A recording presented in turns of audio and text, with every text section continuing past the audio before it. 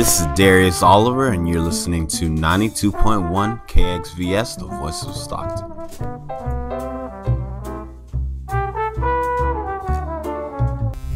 This broadcast will start in 60 seconds.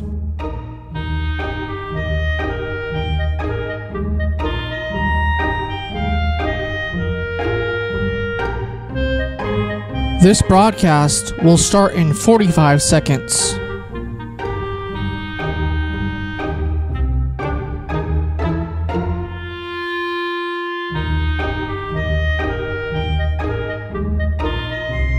This broadcast will start in 30 seconds.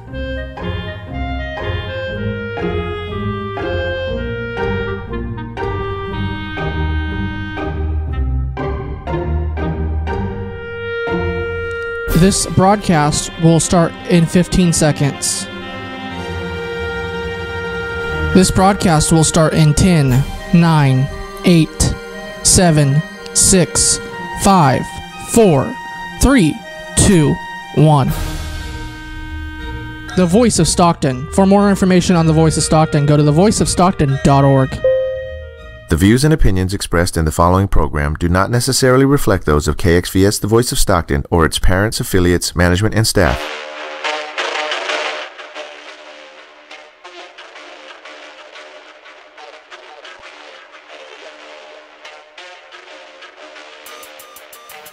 Welcome into Watching from Ringside, and it's a Friday, and it's myself, Dustin, Details Breakbill, alongside the Sanchez himself, Ben Sanchez. Dustin, hey, Ben. Details Breakbill? Yeah. I don't know, it has a ring to it. It does. DDB? Is that you, DDB? Nah. Take the diamond cutter. So how's your week been, Ben? Not so great, but we're getting through it, you know. Today, there's accidents happen at Panera. Uh-oh. Yep, somebody spilled their drink all over me. That seems to be a running theme in my life. A couple drinks here, a couple drinks there. I have to hear the story later on. You do? Yeah. Yeah. So it's cool. I got my cinnamon scone, so I am not complaining too bad. But I change of clothes, you know. So we avoided disaster. At least you're wearing your Villains Club shirt. That's right. Every club needs a villain, right? But I heard you got a lot of praise about your Team Kick shirt. That's right. A lot of interesting comments. The guys from the Green Truck at Stock Market inquired about Team Kick, and did they know what it was? No, they didn't. They thought in Japanese underneath Team Kick, it just said Team. That was like, is that in Japanese? Is that what it stands for? Actually, so a little insight on that Team Kick shirt is the Japanese symbols underneath Team Kick are Evie. It's just her name. Yeah. So yeah, but a lot of people think that it just says Team Kick in Japanese, which no. Well, you are watching from Ringside, so Dustin, that's been as I mentioned earlier. I thought we were wrestling at Ringside. You got me confused for a second. Yeah, is that your phone? No, my Somebody phone's else's outside. phone. Yeah. But what's going on this week in World of Wrestling? It's should we start with the recaps or should we start with Monday Night Raw and SmackDown? We probably should start with the recaps. Yeah, recaps are good. You know, we had a little weekend event here. You know, obviously after Stockton Con, we were able to check out NXT and SummerSlam. So, which one do you want to go for first? Well, let's start with the NXT because that was the first show. Yeah, NXT was Saturday, the better of the two shows, as most people have agreed with over the weekend. So, yeah, NXT was great. Fantastic show. Brooklyn 4. Huge crowd. Huge. Sold out. Mm-hmm. All 4 nights, I think, was sold out. Yeah, I think all 4 nights. So this is what was happening over there in Brooklyn. WWE had all those events going on. So right into the matches. Yeah, right into the match. The first match of the night was a tag match, and a lot of people thought it was the best match of the night. Mm-hmm. Undisputed Era. Between Undisputed Era, Roddy Strong and Kyle O'Reilly versus the Mustache Mountain, Trent Seven and Tyler Bate. Mm-hmm. And it was great 16 minutes of action. I know you missed that match, but I got to see some highlights, very high-paced, of course.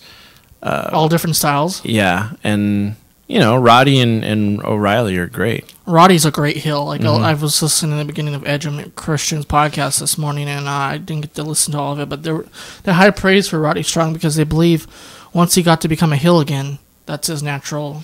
Yeah, I've seen Roddy's work both on the babyface and the heel side, and he's just so naturally good as a heel faction. And of course, that all started back in when I saw him in Ring of Honor when Alex Shelley, Roderick Strong, Austin Aries, and Jack Evans put together Generation Next, and it was a heel faction. And all those guys really excel as heels. And it was cool because they really covered a lot of different facets of wrestling. You had Alex Shelley, the technical wrestler. You had high-flying Jack Evans. You had Austin Aries, which was kind of a really good mix of all of them, between his speed, technical ability, and high-flying. And you had Roddy was the power guy. And so you really got to see some early heel work from him. But yeah, he's always been a great heel in Ring of Honor, great champion, awesome dude. I got to see him at NXT live, but at that point he was doing babyface work, so it was a little different. Had a lot of people thinking because the last couple matches that Tyler Bate and Trent Seven with Undisputed Era, they've been really good matches. And Mauro Ranallo on the broadcast even compared it to Midnight Express versus the Rock and Roll Express from the Jim Crockett days because there's chemistry there for some reason, but they've just started wrestling all of those guys together. Yeah, no, this is great, right? Because I think every wrestling organization needs a strong tag division behind it. It gives you a little bit of I would say not. I'm not really sure what I'm trying to say. It gives you a little more options, right? More people like the singles wrestling. More people gravitate to one thing or the other. So I know WWE really wasn't pushing tag, teams for quite some time until the New Day really kind of popped up, and then they kind of started building that division back. Yeah, and it has you thinking because Undisputed Era to me lately have been having great matches. It's Roddy Strong and Kyle O'Reilly. Bobby Fish is out right now, but they had even a great match with Unknowns at the last takeover in Chicago, and Orny. I forget how to pronounce his last name, and the other another UK guy, but that was a great match too. But these two guys have had great matches with anybody, and it's going to be interesting. We'll get to in a second. I'm going to ask you a question when we get to Adam Cole and Ricochet about Undisputed Era. But I think that match it started off the night great, and I think Triple H and the team of coaches there picked out the great match to start the night out. Right. Well, and of course, obviously, probably when they're thinking of booking these matches too, you want really high energy, right? I listened to Taz's podcast. Taz talked about, a lot of the SummerSlam and mainly SummerSlam. Sure, he did one on NXT, but talked about the beginning matches. You want something that really is going to high energy, something that really gets the crowd into it and going. Obviously, Taz's thoughts on SummerSlam was a little different, which we'll get to. But yeah, that's just something that is just overall you want something to be engaging for the crowd to really just get into it and then just kind of go from there. Christian was saying I was listening to his podcast, as I said earlier this morning. He said, I want to start the show or I want to end the show. Right, and because you definitely don't want to be the one in between, right? Because sometimes the match outperforms another one. And you have to follow that, yeah. Yeah, it's a hard act to follow. But moving on to the next match after that, I give Undisputed. And then, of course, at the end of the match, War Machine came out and obliterated Undisputed Era, which is going to be interesting in the future because what is Undisputed Era now? So we're going to talk about that in a second. But following that match, it was Velveteen Dream and EC3, which was interesting to me because these guys are not both. They're both heels to me. I don't see them as baby faces. So the match, that was a great match because Velveteen Dream can work, EC3 can work, but I thought it was a solid match again. Yeah, it was a solid match. It's tough because that first match really brought a lot of energy, really got the crowd involved. I feel like this match, when we were watching it, it was, the crowd was still into it, just not. It just ended so, I feel like there's no payoff. The finish, there wasn't really a payoff. I felt like the promo work that was happening between the two really, it was really good. But yeah, it was great, and it built up this match that just kind of fell flat. And it's I know Velveteen's still trying to refine that. I think he's really found the character. Yeah. Now it's just refining in the in-ring stuff. More people were talking about his tights at the end of the night than his people don't know what happened. His tights basically was that Rick Rude kind of Dolph Ziggler airbrush thing where on the back it says Vince call me up. Vince call me up. Yeah. And a lot of speculation was he talking about Vince McMahon Triple H was asked on it after the conference call after the NXT that night. He says, I hope he's not talking about Vince because he's either going to get a phone call, a happy one or not a happy one for Vince. But as we said, Velveteen Dream's 22 years old. Yeah, still a lot. Both young guys. EC3 also kind of young. Still a lot of time to get more matches under the belt and refine things. I wonder if they continue this feud then. Because Velveteen Dream was kind of with Ricochet for a while, then that died off. But don't forget too, Velveteen had lost a few in there too, and things like that happened. So, good win for him. It really stopped the momentum I think they had for EC3, but overall, it should continue the storyline between the two of them because I definitely don't think this is over for EC3. War Games is next, so it's going to be interesting to see where both these guys end up, either babyface or heels. Yeah, but definitely overall, we said the card was strong. I think this match was probably the lowest on the card. Then another great match to me after following that is Adam Cole, baby. Yeah. And King Ricochet. Yeah.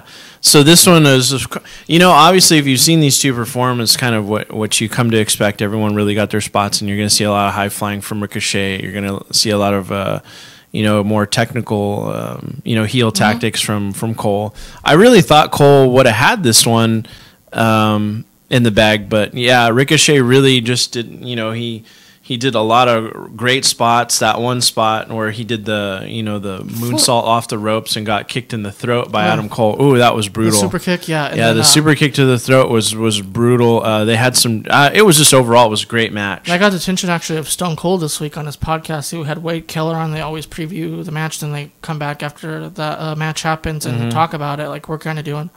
And Stone Cold was like, man, this Adam Cole guy and Ricochet, I don't know how they did it, but they had one of the matches of the night and maybe the weekend, and that super kick definitely got people to notice Adam Cole more. Oh, and yeah.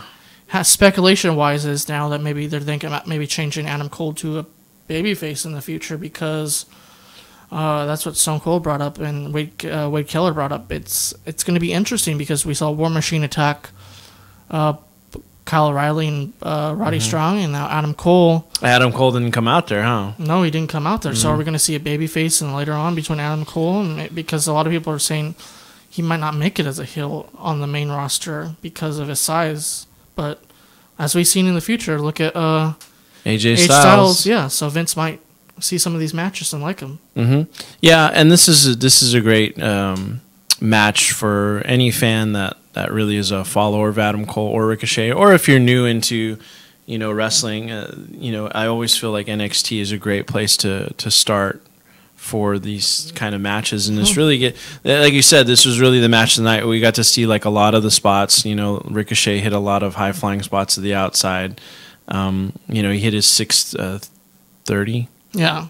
I think Adam Cole. It talked about how both these guys can adapt. Like how Ricochet can adapt who he's wrestling. Yeah, and he doesn't have to do as many spots as he does with other people. Yeah, and that's really what happened here. Of course, Adam Cole was really on the offense, I think, for the most part of this match, and he hit pretty much every move in the book and couldn't keep him down. He was probably calling the match in the ring. I think he was calling the match, and he was picking the spots to help Ricochet get those. And then Ricochet, at the end of the night, wins the North American title. Pulls it out and wins the title. So do we see a continue of this feud, you think, here? I think what's going to happen is I think Ricochet, he's got the belt now. The whole goal of that storyline was to have a champion that's going to be a champion that's going to defend it, right? That's going to wear the belt with honor. The whole Brock Lesnar thing, yeah. Yeah, and so, we've got Ricochet and a title change, the first title change of the night. And so Adam Cole, it's going to be interesting simply because that the Undisputed Era, I feel like we may see some friction here, right? When Bobby Fish comes back, we're going to see how is that going to integrate. But it's really interesting because Adam Cole never came out to help O'Reilly or Roderick Strong after they got attacked. Would you call Roderick Strong the leader maybe in the future of? Well, don't forget, like sometimes those parallel storylines get to get borrowed. So you've seen this, similar things like this happen in the Bullet Club, right? When something happens to the leader and he gets kicked out. Remember, very similar to when Adam Cole got kicked out of the Bullet Club. So you could see them maybe borrow or use something similar and as a storyline to maybe get Adam Cole out of there. Maybe they turn on him. Roddy out again. So I don't think so. I think Roddy's fitting perfectly. I think Roddy's fine. I don't think, he definitely, the storyline was to get him into the faction so that he could start winning matches and winning titles again. Roddy's a great heel. I think they may do something with Cole, like you said, kind of turn his character a different direction. And that's going to be interesting too, because as we talk about it, we'll get to the main event in a second, but I think Adam Cole might be in the future right now, plans for main event wise, because they don't have anybody else. We'll talk about that in a second from my point of view.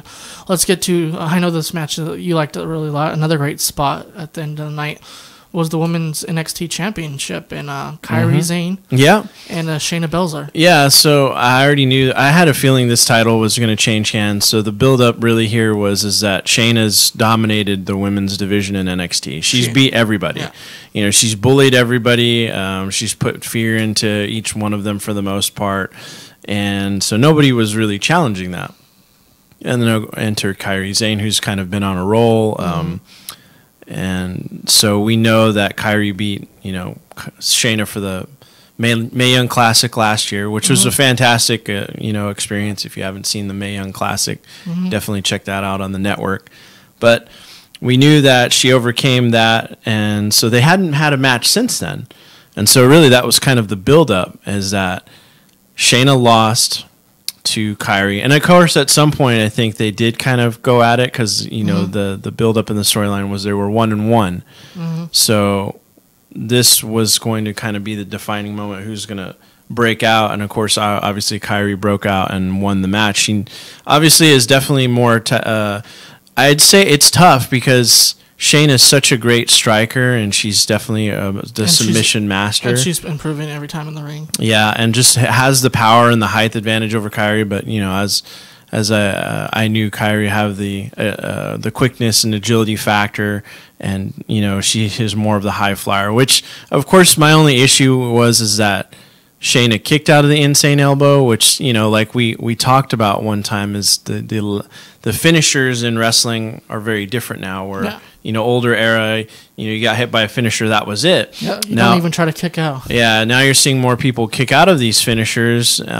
So it makes it to for the audience where you kicked out of a finisher, so it's not as strong as we thought it was, right? So of course that was really my only issue here, is no one's kicked out of the insane elbow yet except for Shayna, so she kicked out of that. But I really was interested in the way the finish was set up, how Kairi countered the submission into a pin, which I thought was really interesting, and that was cool. So of course, but you don't want to overuse things either. So hopefully the next time, because I'm sure there's going to be a next time, Shayna's going to come back. She's going to want to re-challenge for the title. Evolution's coming up. Yeah, and Evolution's coming up, so that could build up to that. I could see Kairi holding onto the belt, and this is my prediction, is that Kairi holds onto the belt up to Evolution, and Io wins the Mae Young Classic, and I feel like it will be the frenemies again. Io and Kairi will meet, and they'll tussle with each other. And we have War Games coming up after Evolution too. Yeah, so no, overall I thought this match was good, other than just those couple of things. It wasn't nothing too over the top, but everything was pretty, everybody got their spots in, and it was pretty solid. I think a lot of people were surprised Kairi won, but I wasn't really surprised at all. I mean, we needed a new women's champ at some point. Shayna's been dominating this division for several months now. Kind of like Asuka was. Yeah, and so, of course, I think Kairi is the 9th woman to win the belt, because we had Paige was the very first women's champion. Then we had Charlotte. Then we had Sasha. Then we had Bayley. And then who else? Asuka was in there somewhere. And then Shayna. But there was another woman that won the belt. Nia Jax. Ember Moon. So Ember Moon's the 8th. So yeah, Kairi would be the 9th women's NXT champ. And that was a great finish of the night. I thought it was very whoever came up with some of these finishes on that night was really hitting the spot. Yeah. Whoever the agent was, or if it was Triple H or Matt Bloom, whoever picked some of those spots to finish it, that was really interesting. Yeah, definitely creative. I kind of like some of those things, when they integrate them. I would have liked to see a different kind of finish, but this was good too. So yeah, overall I think this is where it needed to be. Well, that's quite a bit, but it's where it needed to be for where the show was at, right? Yeah, it was a great show, but let's go to the thing that ended the night.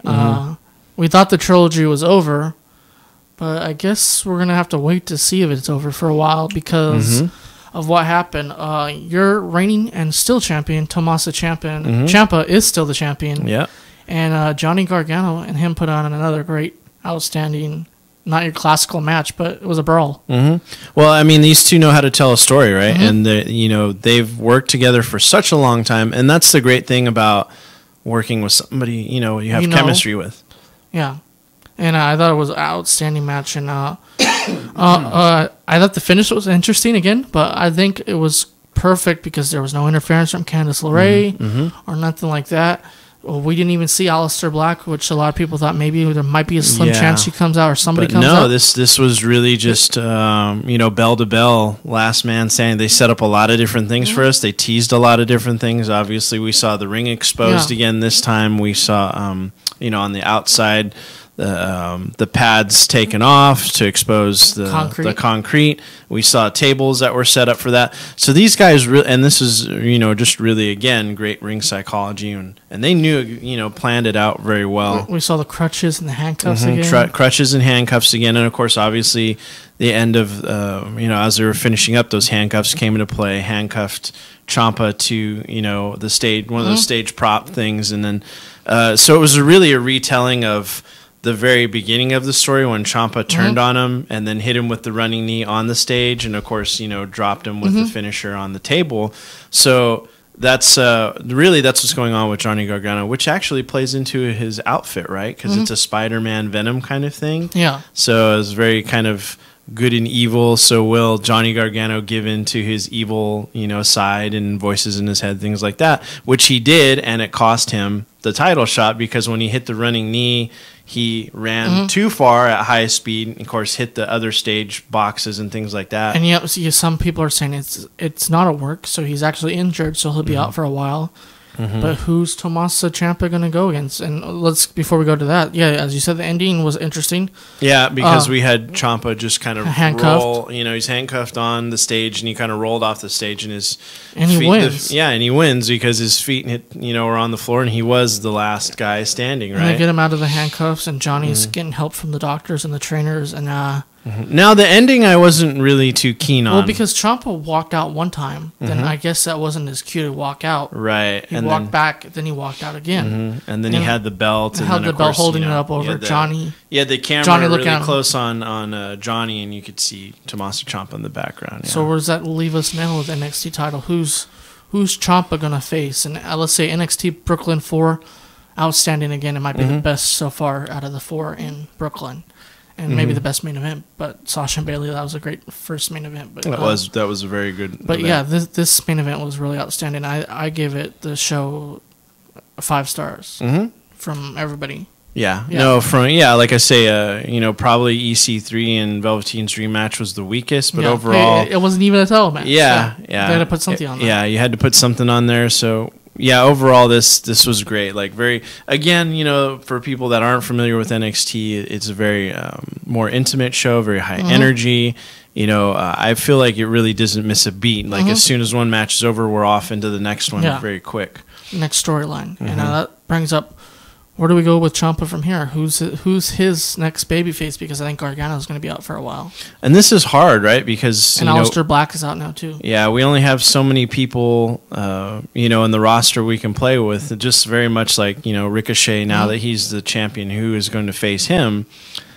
We know some storylines aren't over, right? EC3 and I think Velveteen will still try and go at each other. Maybe it's a War Games, yeah. And I can't really see any key figures. I mean, like I say, unless Adam Cole breaks away and he either re-challenges for Ricochet or he wants to do something else. Titles, a lot of titles are up for grabs now. There's no one really to challenge that. I know for sure probably Shayna will re-challenge Kyrie. But Johnny, if he's really... I don't know what's going to happen. Yeah, it's going to be interesting to see where they go from here. Matt Riddle actually is going to be in NXT now. That was announced. He was that was the big announcement this weekend from NXT in Brooklyn. So it's going to be interesting to see him go into that basically stable of other great guys from the independents and see what he does now. Yeah, and I hear a lot of great things about Matt Riddle. I've seen some of the the interviews with him. I think this is a great opportunity, and the fans are behind him. So it's just going to be, where is he gonna fit in NXT? And I'm sure he'll fit somewhere. What is but then what is he gonna do? What title is he gonna chase for, and things like that? Well, we're moving on from NXT Brooklyn to SummerSlam and Summer. Yeah, hey, there was a couple of good matches in there. Well, no, yeah, there were. I can't say SummerSlam was a complete. Started off great. Well, some would argue. Taz would argue different. Would he? Yeah, Taz thought it was a little slower than usual. We're not going to talk about the pre-matches, the pre-show. No, we're not talking. We didn't watch pre-matches. I did, but they weren't that impressive. But let's start it off. It was Dolph Ziggler and alongside Seth Rollins. Against Seth Rollins alongside Drew McIntyre was alongside Dolph. Dean Ambrose with Seth. It was interesting though at the beginning because Drew came out last for some reason. I don't get that. Yeah, that was unusual. Yeah, but I thought the match was outstanding, and these guys can work. Those two, Dolph and Seth, and Dean and Drew worked on the outside together. I thought it was all around great match. Yeah, I mean, like it was a little different from what I've seen. Not as fast paced as I know both of those guys can do. I think they were pacing themselves to get a good match in there. For the crowd, I feel like the crowd wasn't as into it as I really thought they would be. And this was pretty much straightforward. Back and forth, and forth. We had some of course, Drew and Dean kind of getting at each other. Of course, everyone's popping for Dean that Dean's back, which is good. And, that's it. So we had Rollins come away with it, right? Yeah, we had a title change. And title change. Now he's a 2-time Intercontinental Champion. And Dolph Ziggler and Drew McIntyre. This is going to be interesting where they go from here because we'll get on to Raw and SmackDown from the week to end the show. And we really thought there was a tease in there that the way that Rollins and Dean were positioning themselves in the ring, that we had kind of Dean walking around. There were rumors swirling around that Dean would turn heel and maybe turn on Seth, but that wasn't the case. But they did kind of toy with that, right?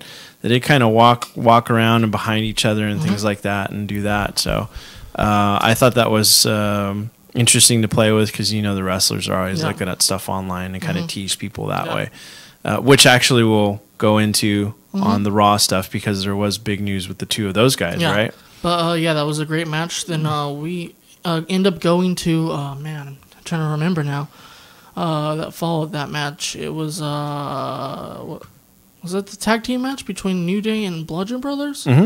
Yeah. I believe so. But that was an outstanding match once again. Those guys know how to work, all of them. But Eric Rowan ended up getting hurt during this match. But New Day and Bludgeon Brothers, I thought it was a great storyline. And we saw Xavier Woods instead of Kofi Kingston. Yeah, which was an unusual switch. I really thought Kofi was going to be wrestling in this one.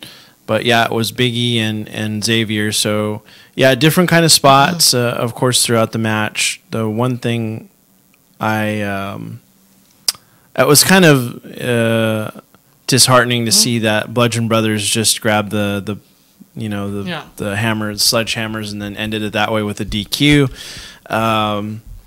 So this kind of carries on the storyline is who's going to chase what. Now, I did see something with Sheamus where he would like to go with Cesaro and chase the titles. But I think, the New Day is probably like, no, this isn't quite over. These guys, Yeah, but I think there's reports now that Eric Rowan's going to be out for a while. So maybe another Luke Harper singles run for a while. So Well, that's not good. Yeah, it's I don't know. It's not fair to, but Bludgeon Brothers retained the titles, and it was another great match. Yeah, no title change there. Pretty much, everybody got their spots, and you got Xavier doing some high flying. Of course, Big E doing some power moves and things like that. There were a couple of interesting spots. I wasn't really sure why they did certain things, but for overall, New Day gets a big pop. New Day is fan favorite, but DQ, of course, at the end of the day, titles stay with the Bludgeon Brothers. Yep, titles do say. Then later on, I believe after this match, we got the SmackDown Women's title match, I think. So that's let's go to that one. We talked about it last week. Carmella comes in as the champion. She did great holding that title for a while. But then you have the two best friends in there also, and Charlotte kind of was basically giving her spot, kind of. Yeah, so, and we kind of went in knowing this was going to happen too, right? Carmella doing some heel tactics, and of course they had the spot there where it looked like Becky had her back turned, got slapped in the back of the head. Of course, Carmella blamed it on Charlotte, and so now we have exactly what I thought Carmella would do. Is she's trying to get the two friends to turn on each other so she doesn't have to do as much work in the match, right? And to capitalize on that. So really, this is a lot what was going on, and like I say, this is probably one of the standouts on SummerSlam with Becky, Charlotte, and Carmella. So yeah, Carmella, I actually, this is my first time seeing Carmella in a long time, so I really kind of liked the tactics that she used to, of course she did the again, she went for the pin on Becky, using the ropes, trying to hold on to the ropes, but of course Becky kicked out of She's that. a natural heel too. Yeah, and so she really is a natural heel, and she's doing those tactics in the ring to get the win, the cheat to win kind of thing, if you will, from Eddie Guerrero.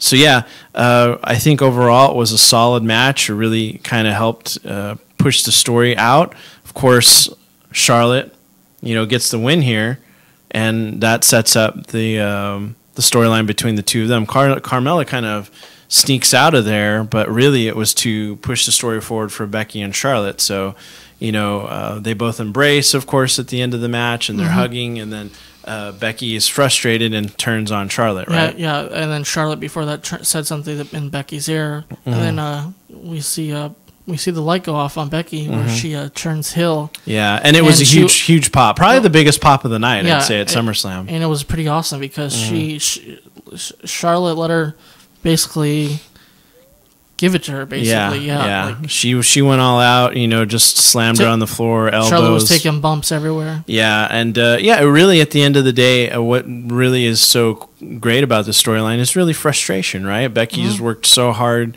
throughout her career to get to this point, and for Charlotte just to insert herself into the title match, it's not, she feels that it's unfair, and that she did it on purpose, and so now, of course, friends become enemies, right? The good old frenemies storyline. But it works. I mean, it's great for entertainment, and a lot of people love it. A lot of people are behind Becky. It's not quite a heel turn, but we'll get more into that with some more development on SmackDown this week. Yeah. But yeah, Charlotte she's the new women's champ. Yeah, and I believe, 24 pay-per-views in a row? She's got a win or something? Or something crazy like that? Yeah, she's really on a roll with that one.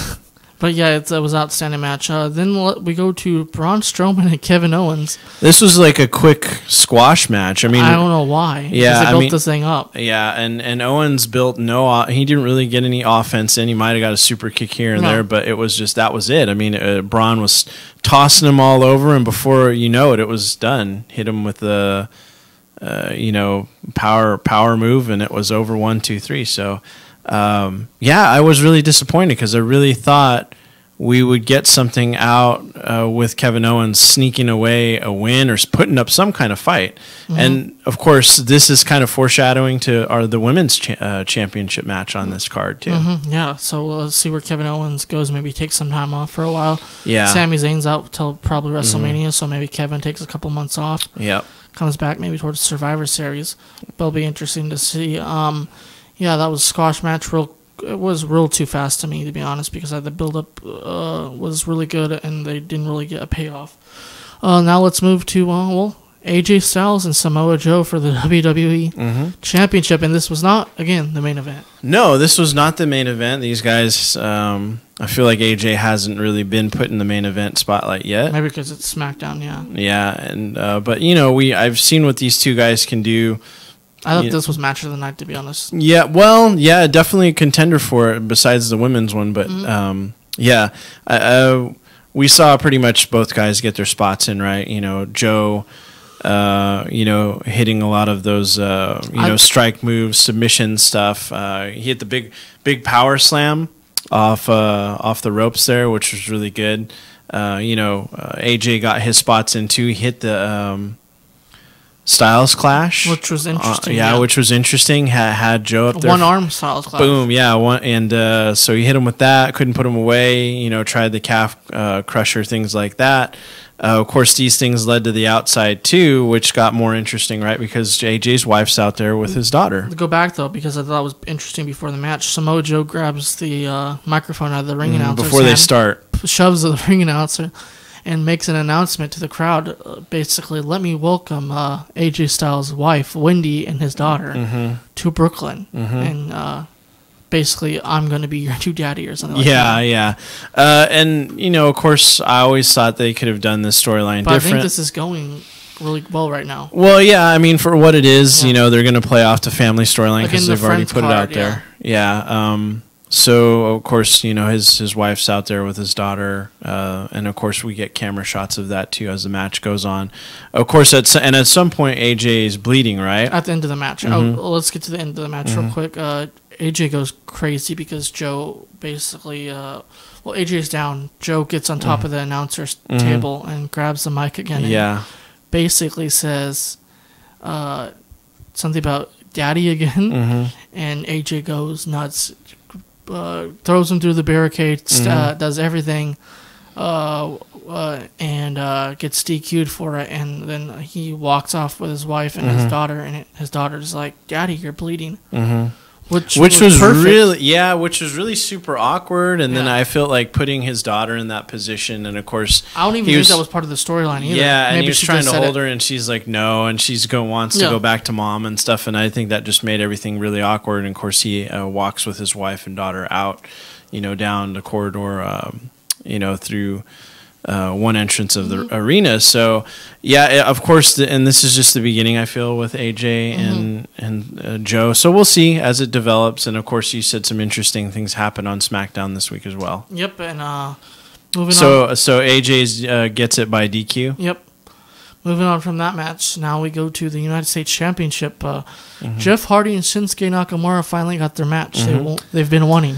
Yeah, and this one was you know, an interesting match because I feel like really nothing of interest really happened. I feel like Jeff took a really painful spot. You know, he did the swan. A lot of people said that online, yeah. Yeah, you know, he took a swanton. He was going for a swanton. I feel like there was a running theme this weekend. A lot of people wanted to use the apron, you know, side. So we saw in Velveteen Dream's match, to go back to NXT, he hit the Death Valley driver on the apron, and then of course went for the elbow to get the win using the apron. I feel like a lot of people were using this spot, so it was just again happened here with Jeff Hardy and Shinsuke. Shinsuke rolls out of the way, he goes in the swanton, and his back hits the apron, and it looked really painful.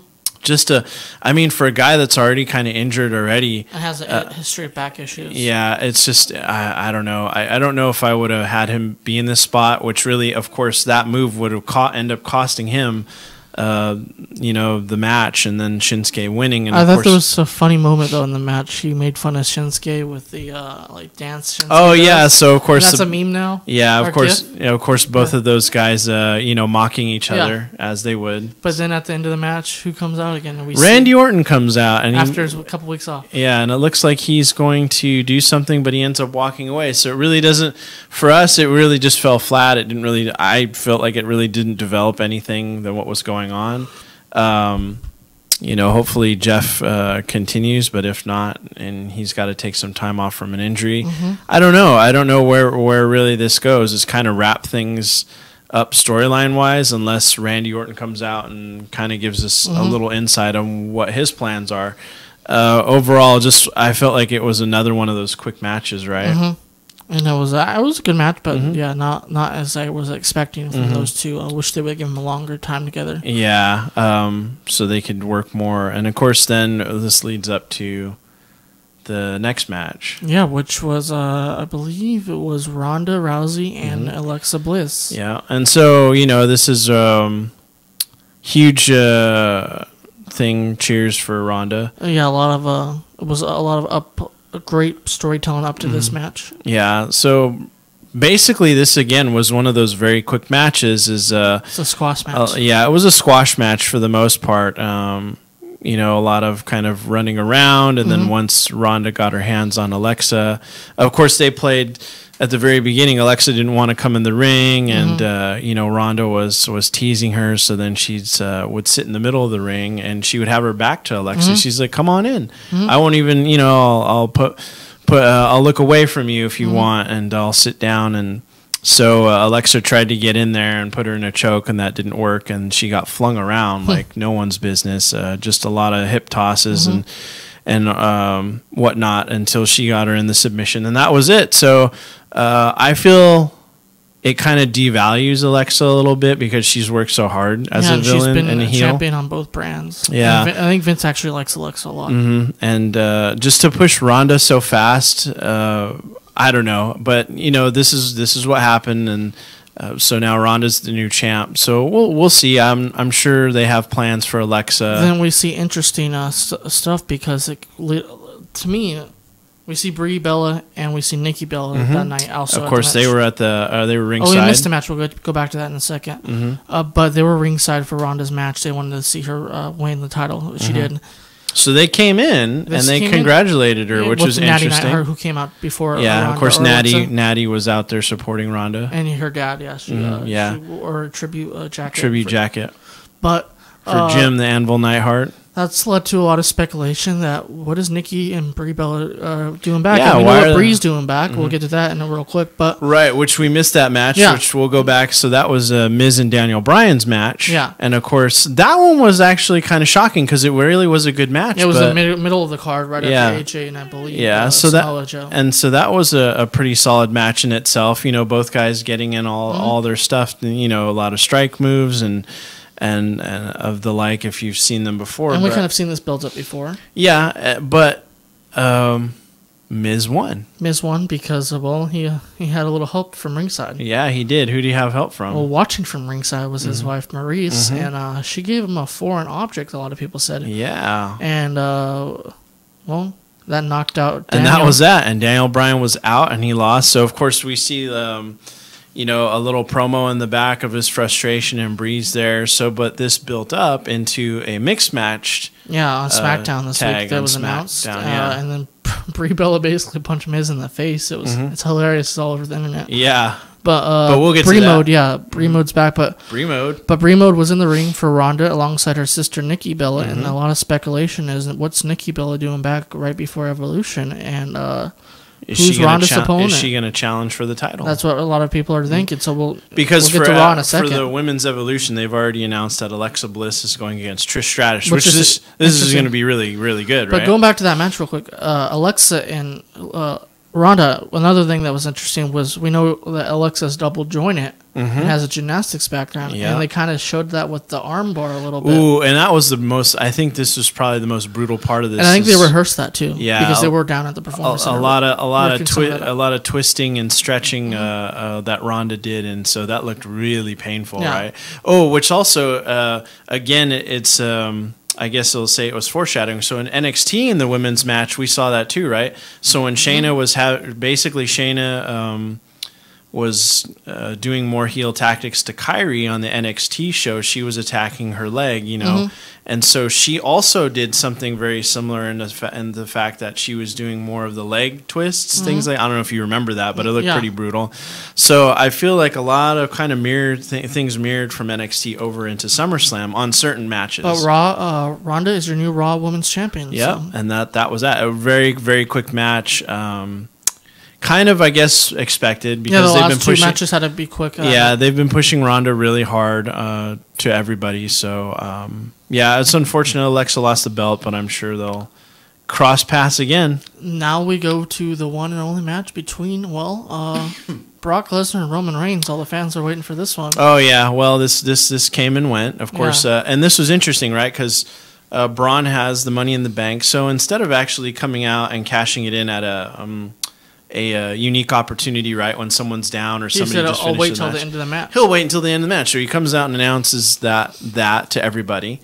And so he's just kind of hanging out. But at some point, right, doesn't Roman accidentally bump into him and bump into him too, and Brock throws. Yeah, and so Brock grabs this Money in the Bank case and like tosses it. I don't. all the way up the ramp. Yeah, all the way up the ramp. Roman took opportunity, speared Brock and won, and is your new Raw World, or not Raw, Universal Champion. Universal Champion, and after that, that's kind of the way the show ended. The show, it was an okay show, not the best of SummerSlams, but not the best SummerSlam, but obviously NXT was superior. If you were to watch, one of the two, I recommend Brooklyn 4 if you haven't seen it. We have a couple minutes before the show ends, but let's get to Raw and SmackDown this week. The recaps of the shows. Kurt Angle is going to be suspended for a while, which a lot of speculation will be saying, well, does it set up a Kurt Angle versus Brock Lesnar one more time before Brock leaves for... before UFC. Before UFC, because we've seen Kurt have strong words for Brock as the GM, so... Yeah. That'd be interesting to see, too. And other things that happened, Ronda Rousey and Stephanie McMahon had another run-in. Oh, boy. With Ronda putting Stephanie in the armbar. Interesting. And Ronda saying, I'm not going to be a Brock Lesnar. I'm going to be a true champion and give everybody an opportunity for this title. Which makes me think, will Stephanie get Nikki Bella in her pocket once again? Remember, we saw that a couple years ago. Oh, yeah, that's true, because there is speculation that Stephanie McMahon wants to be a part of this evolution, like a match, right? Yeah. Which is in October. Yeah, so... Yeah, it does set up a storyline for that, so we'll kind of keep tabs on it. Also during that, let's go to the end of Raw. That was the big part of it. We'll skip all the filler and go to the end, which was, of course, the biggest pop of the night, right? The biggest pop maybe of the weekend. Of the weekend is that in Brooklyn. Week in Brooklyn. Basically. So we had Braun, right? Cashing in the title. And trying to come after Roman, right? Well, first of all, it was Finn Balor and Roman who had a great match that night. And just to remind Finn Balor and Constable Corbin too. Finn Balor beat Constable Corbin. Yeah, that's we missed that one. So which was pretty good. Probably longer entrance than it was a match. But the Demon King came out too. So Finn Balor brought the Demon King back on SummerSlam. But he totally obliterated Constable Corbin. So. Yeah, but if Finn Balor and Roman worked a great match, then that was actually a really solid match for Raw. And just to let everybody know, Roman did pin him because there was speculation that no one got pinned. Or the bell never. Finn was going to try to hit the coup de grace. Yeah, and he missed. Then Roman rolled out, hit the spear, pins him. Then you hear Braun's music. Then you hear Braun's music, and then of course he's out there, comes in with the briefcase, cashes it in, bell rings, kicks Roman. Yeah, kicks him, and Spartan kick basically. Yeah, then we hear Sierra. Yeah, we hear the old Sierra Echo. The old Shield music, and here comes Seth and Dean in old Shield gear. And everybody was like, what the heck's going on? And they're like, what? And then boom, it was just as soon as those two hit the ramp, it was a huge pop. They surround Braun. Yeah, and it's the Hounds of Justice are at it again, so it's a 3-on-1. So it's going to be interesting to see where this goes from here because it sets up Survivor Series in a few months. And of course, as they beat up Braun and the action goes to the outside of the ring, they clear the announce table and triple powerbomb him through the table to end the night. And Braun did cash in the title. So he did. So he lost the Money in the Bank so it's going to be interesting contract. To see what they do with the Roman here. Is this officially turning all three heel now?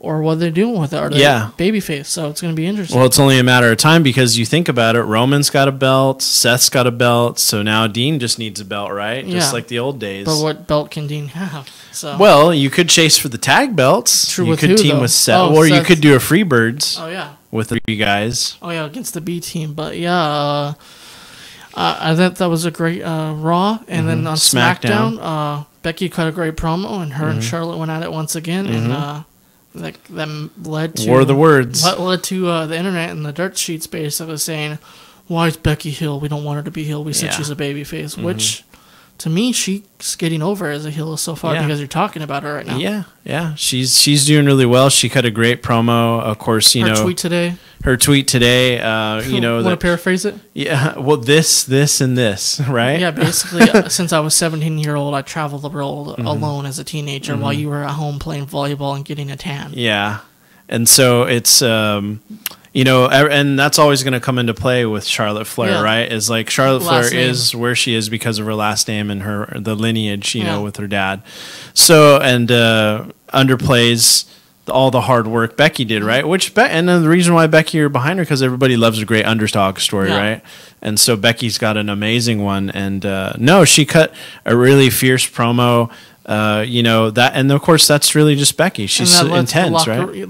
Led to the locker room coming. Yeah, so all the girls come out, and it's and you notice all the heels grabbed Becky. Yeah, and so this is cool because we really, we always seem to see things like this with two major superstars, but we haven't really seen this with the women yet. So now that women's wrestling and we have a bigger locker room, now all the women are coming out. Whoa, what's going on? And they're just jumping at each other and trying to spear each other and punch each other, and you got all these girls holding Charlotte away and all the girls holding Becky, and so they have to escort her back to the back.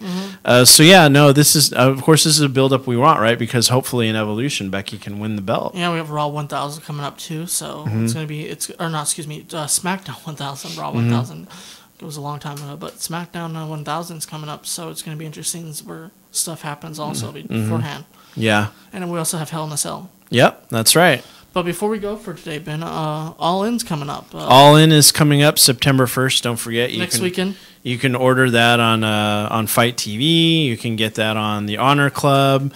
Of course, that's $40. Of course, they announced probably last week, but we forgot to tell you, is that Jimmy Jacobs is a part of the Battle Royal. And I'd love to see Jimmy Jacobs win the Battle Royal and have that match with Jay Lethal at All In. But we'll see. So what match are you looking forward to at All In? I think it's the main event. Kenny Omega? Cody Rhodes versus Nick Aldis. Cody Rhodes and Nick Aldis. So, of course, I'm looking forward to Okada versus the Villain. Mm-hmm. I think that's going to be one of the standout matches. Can't forget the Bucks as well, teaming up with Coda on that one. That should be an entertaining one, too. I mean, the card is full with a lot of amazing matches, right? Yep. Before we go, Ben, anything you want to say real quick about last weekend or anything upcoming in wrestling? Well, upcoming in wrestling, it's just All In for now, but we'll hopefully we'll catch NXT and give you guys some previews into what's going on there. Well, thanks for listening to and watching from Ringside. I'm Dustin, that's Ben, and we'll see you very soon. We'll get you ready for All In next week right here on the show. Until then, thanks for watching from Ringside.